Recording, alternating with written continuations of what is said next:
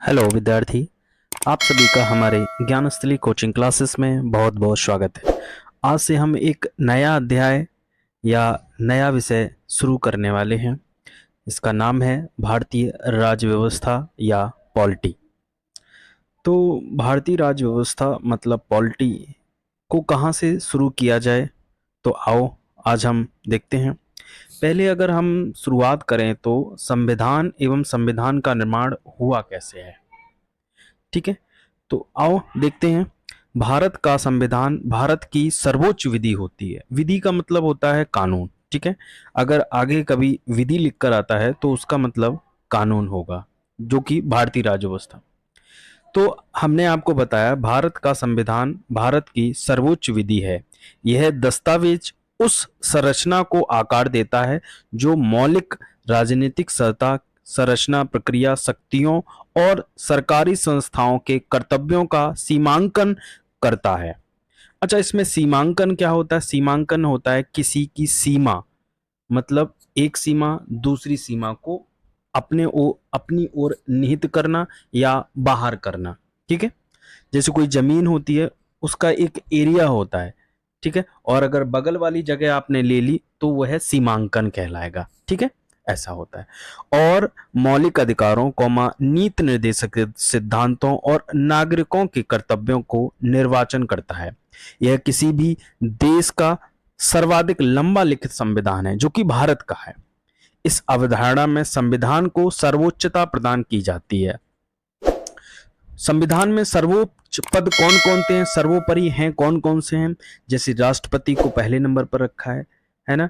अच्छा, पूछा गया है जैसे कि भारत में सर्वोपरि सिद्धांत है, सर्वोपरि है तो क्या है? राष्ट्रपति है, प्रधानमंत्री है, संसद है या संविधान है?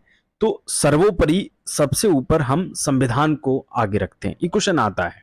ठीक है, आगे क्या है? संसद को नहीं। क्यों नहीं संसद को रखते? तो देखो क्या लिखा है, क्योंकि संविधान संसद से नहीं बल्कि एक संविधान सभा में सृजन किया जाता है। भारत के लोगों द्वारा इस संविधान को इसमें दी गई प्रस्तावना में एक घोषणा के साथ अपनाया गया है। भारत की संसद भारतीय संविधान की अवहेलना नहीं कर सकती।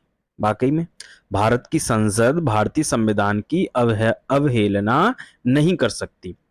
अगला, भारत का संविधान 26 नवंबर 1949 को भारत की संविधान सभा द्वारा अपनाया गया था। कभी क्वेश्चन पूछा जाता है कि भारत का संविधान कब अपनाया गया, तो अपनाया गया है 26 नवंबर 1949 को। और इसी को अंगीकृत किया गया है। कभी कभी अपनाया गया पूछा जाता है या अंगीकृत किया गया, वो डेट क्या है? 26 नवंबर 1949। इसको मैं बार बार इसलिए बोल रहा हूं कि हमेशा ये डेट पूछी जाती है। ठीक है, और कंफ्यूज ये होता है कि पूर्णतः लागू कब हुआ? वो 26 जनवरी 1950 को लागू हुआ पूर्णतः, और अंगीकृत कब हुआ? 26 नवंबर 1949 को।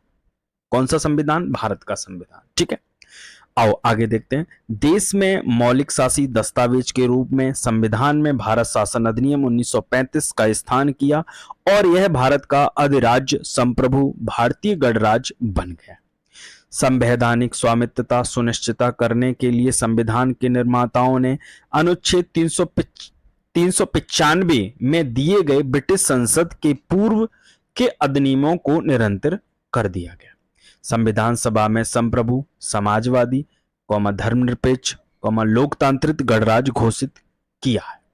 अपने नागरिकों को न्याय समानता स्वतंत्रता का आश्वासन और बंधुता का संवर्धन करने का प्रयास किया गया है। ठीक है, 1950 में बने संविधान का मूल प्रति संसद भवन दिल्ली में हीलियम गैस, एक अक्रिय गैस है, से भरे सूटकेस में सुरक्षित करके रखा गया है। ठीक है, कभी पूछ सकता है जो संविधान बना था तो उसको दिल्ली में एक संसद भवन के एक कुआं है, कुएं के अंदर उसको बहुत तौर तरीके से रख दिया गया है। एक गैस आती है, अक्रिय गैस है, उसको हीलियम कहते हैं, उसमें रखा है। ठीक है, नोट एक पॉइंट में जो पूछा जाता है कभी भी, संविधान की मूल प्रतियां 251 पृष्ठ तथा 3 प्रतियों में है। ठीक है, 251 पृष्ठ कितने प्रतियों में? 3 प्रतियों में है। ठीक है, अब भारत का संवैधानिक विकास हुआ कैसे, कैसे स्टार्ट हुआ, कहां से हुआ, क्या, आगे देखते हैं। 1600 ईस्वी में ईस्ट इंडिया कंपनी के रूप में व्यापार करने आई। ठीक है, कंपनी, अंग्रेजों की कंपनी ईस्ट इंडिया कंपनी व्यापार के रूप में आई थी।